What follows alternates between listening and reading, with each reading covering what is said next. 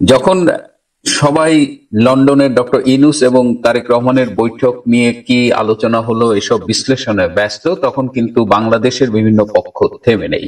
বাংলাদেশের রাজনীতি বলেন, ক্ষমতা বলেন, এগুলো অনেকগুলো স্টেক হোল্ডার আছে। তার মধ্যে একটা হলো বাংলাদেশ সেনাবাহিনী। বাংলাদেশ সেনাবাহিনীতে যারা উচ্চ পদস্থ অফিসার রয়েছেন তাদের সবাইকে, যদি কেউ ছুটিতে থাকেন সেই ছুটি বাতিল করে আজকের মধ্যে 14 জুন স্ব স্ব কর্মক্ষেত্রে যোগ দিতে বলা হয়েছে।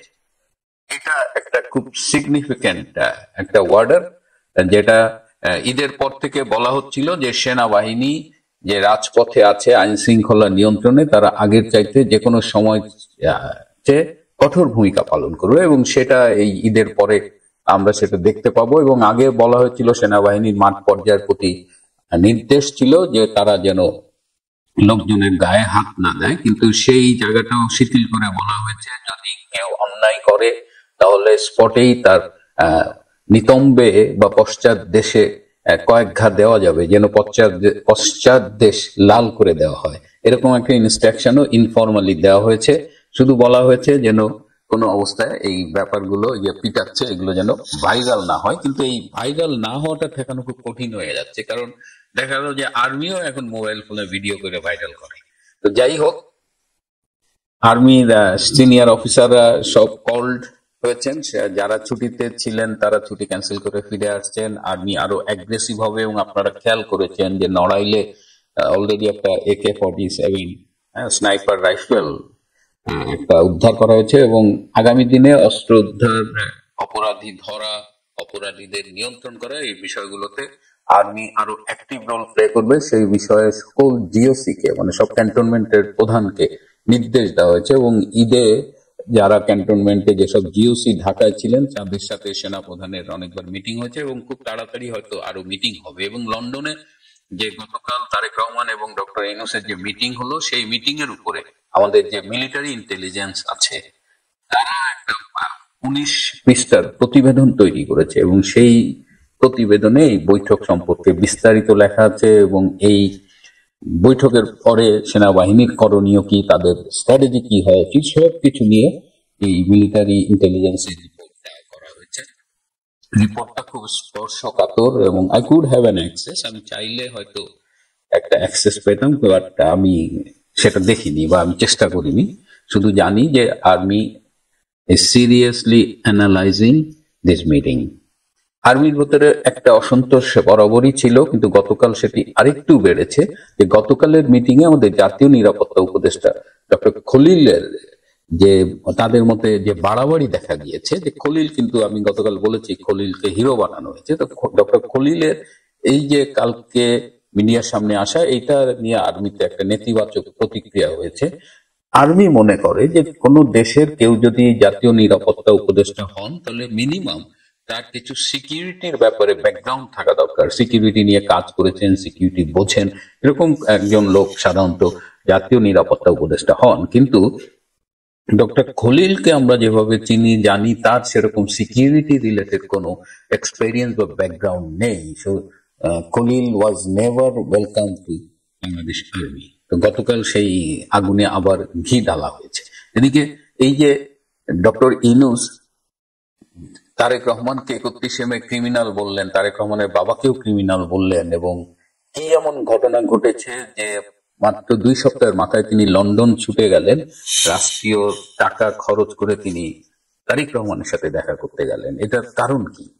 এর কারণ আমার যেটা মনে হয় যে ডক্টর ইউনূস টের পাচ্ছেন যে বাংলাদেশের ভেতরে ক্রমশ তার পায়ের নিচে থেকে মাটি সরে যাচ্ছে। একটা সরকার সফলভাবে পরিচালনা করতে হলে বাংলাদেশের যে ইনস্টিটিউশন গুলোর সাপোর্ট দরকার হয়, যে ইনস্টিটিউশন গুলো ভাইটাল, সেরকম কয়েকটা ভাইটাল ইনস্টিটিউশন কিন্তু ডক্টর ইউনূসকে আর আগের মতো সাপোর্ট করছে না। আমি খুব স্পেসিফিক বলতে চাচ্ছি না কোন কোন ইনস্টিটিউশন এখন ডক্টর ইউনূসের কাছ থেকে দূরে সরে গেছেন বা যাচ্ছেন, কিন্তু জ্ঞানী লোকের জন্য ইশারাই কাফি। আপনারাও নিশ্চয়ই যারা ভাবেন তারা বুঝতে পারবেন বা বুঝতে পারছেন। সো ডক্টর ইউনূস টের পাচ্ছে, এবং যে ছাত্ররা তাকে অ্যাপয়েন্টমেন্ট দিয়েছিল সেই ছাত্রদের নিজেদের পায়ের নিচেও কিন্তু খুব একটা মাটি নেই। যে ছাত্র জনতার যে সমর্থন নিয়ে তারা জুলাই আগস্টের তথাকথিত বিপ্লব করেছিল, সেই ছাত্র জনতা কিন্তু ডক্টর ইউনূসের যারা অ্যাপয়েন্টমেন্ট দিয়েছে তাদের সাথে আর নেই।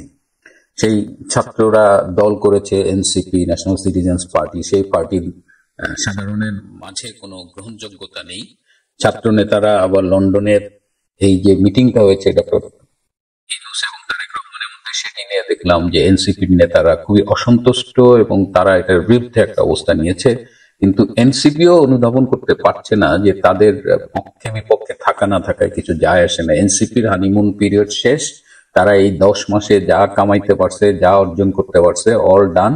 যেখানে বিএনপি স্টেপ ইন করছে এবং ডক্টর ইউনূস যেহেতু বুঝতে পারছে যে তার পায়ের তলায় মাটি নেই এবং এই ছাত্রদের, এই গুটি কয়েক ছাত্রদের নিয়ে তিনি টিকতে পারবেন না, তিনি স্বভাবতই বৃহত্তর শক্তির কাছে গেছেন, বিএনপির কাছে গেছেন। এবং বিএনপিও এই সুযোগটায় তাদের যে রিসেন্ট যে পলিটিক্যাল স্ট্যান্ড ছিল ডক্টর ইউনূসের বিরুদ্ধে, ডক্টর খলিলের বিরুদ্ধে, নির্বাচনের প্রসঙ্গে সব জলাঞ্জলি দিয়ে বিএনপি এখন ক্ষমতা শেয়ারিং এর অ্যাপ্রোচে চলে গেছে। তারা ডক্টর ইউনূসের সাথে বসে যেভাবে পারে ক্ষমতা শেয়ার করবে। তো এই অবস্থায় একটা প্যাচ কিন্তু লেগে গেছে। এদিকে আন্তর্জাতিক অঙ্গনেও ডক্টর ইউনূস কিন্তু সমর্থন হারাতে শুরু করেছেন, যেটা এই ব্রিটেন সফরে খুব স্পষ্ট হয়ে উঠেছে।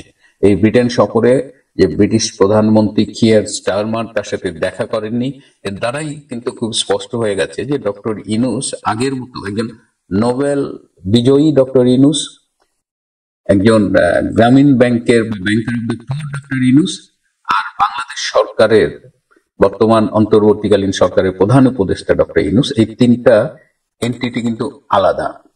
সরকার চালানো, দেশ চালানো, সরকার প্রধান হিসেবে ডক্টর ইউনূসের একটা আলাদা মূল্যায়ন আছে, যে মূল্যায়নটা সাথে নোবেল বিজয়ী ইউনূসের মূল্যায়নটা মিলছে না। এবং বিশ্বব্যাপী যে একটা পজিটিভ ইমেজ তিনি বিল্ড করেছিলেন, সেই ইমেজটা এখন ভীষণভাবে ক্ষতিগ্রস্ত। এবং এটা শুরু হলো এবং আপনি দেখবেন যে তিনি বিভিন্ন দেশে যাচ্ছেন, তিনি কিন্তু আগের মতো আর সেই রিসেপশন পাচ্ছেন না।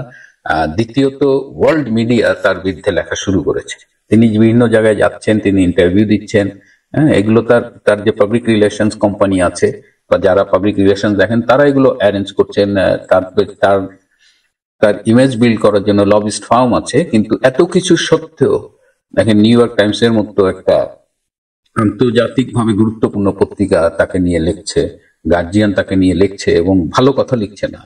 তার বাস্তব অবস্থাগুলো, তার যে জঙ্গি প্রীতি, ইসলামী উগ্রবাদের উত্থান তার আমলে, তার সন্ত্রাস নিয়ন্ত্রণ করতে না পারা, বাংলাদেশের মতো একটা রাইজিং ইকোনমিক ফোর্সকে ধ্বংসের পথে নিয়ে যাওয়া, এবং এই সব কিছু তো মানে অন্ধ হলে তো আর প্রলয় বন্ধ থাকে না। তো সবকিছুই কিন্তু মানে বিশ্ব দেখছে এবং ডক্টর ইউনূস এটাও টের পাচ্ছেন যে আগের ডক্টর ইউনূস আর নেই। এই 10 মাসে তিনি তার সারা জীবনের অর্জনকে প্রশ্নের মুখে ফেলেছেন এবং এই কারণে তিনি বাধ্য হয়ে বিএনপির কাছে ছুটে গেছেন। এবং এই বিএনপি, বিশেষ করে তারেক রহমানের, আর্মির কাছে তারেক রহমানের গ্রহণযোগ্যতা কতখানি, এটি একটি ভেবে দেখবার মতো বিষয়। কারণ 2006 সাল পর্যন্ত, 2001 থেকে 6 সাল পর্যন্ত আর্মির সাথে তারেক রহমান যে ব্যবহারটা করেছে, আর্মির সাথে তারেক রহমানের যে একটা নেতিবাচক সম্পর্ক গড়ে উঠেছিল, যার ফলে 2007 সালে তারেক রহমান গ্রেপ্তার হওয়ার পরে আর্মি কিন্তু তাকে